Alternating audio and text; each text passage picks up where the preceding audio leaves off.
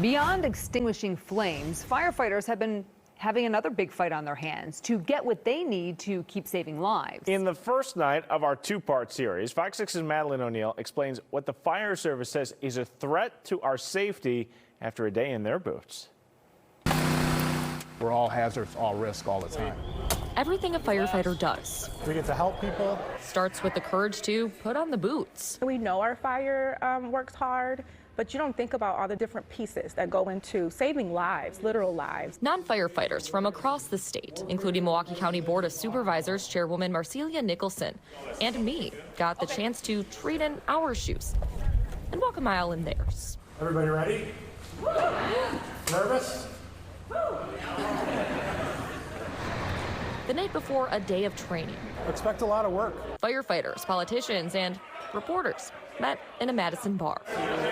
That might sound like the start of a bad joke. I'm excited. But really, it was the beginning of a journey going far beyond show and tell. Sprinkler heads float. Actually having them do it hands-on, 10 times better. Before the hard work, we sat down at Cooper's Tavern with Pete Friedrichs. It's going to be challenging, but it'll be a lot of fun. He's with the Professional Firefighters of Wisconsin, the statewide union hosting Fire Ops 101. I think it's eye-opening in a way that let people feel, experience kind of the challenges of our job.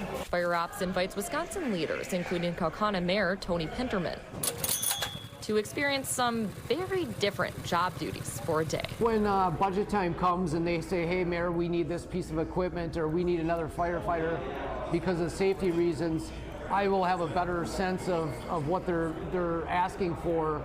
You'll have brownouts of stations because they don't have people to come in for the day. They'll shut a rig down. There's been budget issues, funding cuts.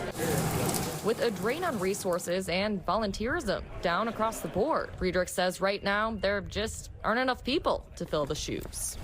Staffing is a major issue across the state. So when we stepped into theirs, we got to look at how short staffing impacts their day-to-day. Welcome to everybody. It's going to be a great day here today at Fire Ops 101. It was a full day with 4 different simulated scenarios at Madison College, showing the range of what a firefighter might encounter day-to-day. This evolution that we're going to be doing today for Fire Ops is search and rescue. Like carrying an axe into a dark building in full gear. Used to a microphone, this is different. Searching for someone inside. See how many bodies you can find in this room right now.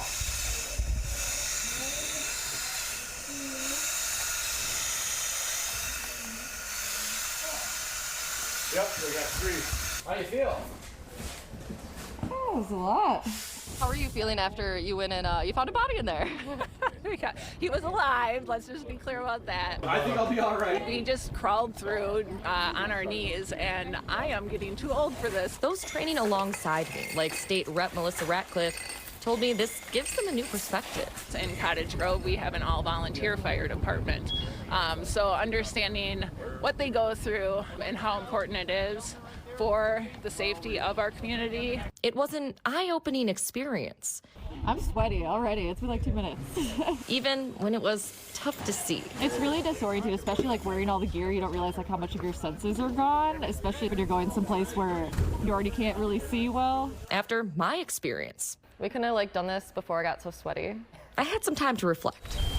A hose exercise showed just how important teamwork is. They want to have 4 people for that. So, but they were saying, Sheboygan Fire Department was saying, they only have 2 people to get that hose upstairs. We had 3 and it was really difficult. Beyond fires, PFFW President Malin Mitchell says men and women in the industry are also fighting for funds. When we're at the state capitol, we're always hearing that we need to do more with less, which quite frankly is impossible. You just have fewer people to do the same job, and it makes the job a lot more difficult and thereby threatens public safety. Friedrichs brought up a potential solution when we talked to him at Cooper's Tavern on the Square. One politicians were talking about right across the street. It's at the forefront of the conversation right now. Passed in mid-June after the Fire Ops 101 training, a new shared revenue bill will increase funding to counties, cities, towns, and villages by more than $200 million. That's to be spent specifically on services including police, EMS, and fire. Milwaukee Mayor Cavalier Johnson has said without action, it would have meant massive cuts to the city's firefighters. Part of the shared revenue bill will also allow Milwaukee's Common Council and the Milwaukee County Board to vote on an increase to sales tax to go toward fixing Milwaukee's ballooning pension problem and increasing the number of police and firefighters. We need more shared revenue. We're lobbying for a 1% sales tax. That'll give us more funds where we can invest in fire departments and other services. After the long day, I'm feeling exhausted. I'm tired, I'm hot, I'm sweaty. Nicholson says she'll carry what she learned with her, advocating for what it takes to fill these important boots. It was compelling, and I am so thankful for what our firefighters do every day. In Madison with photojournalist Colin Schemenauer, Madeline O'Neill, Fox 6 News.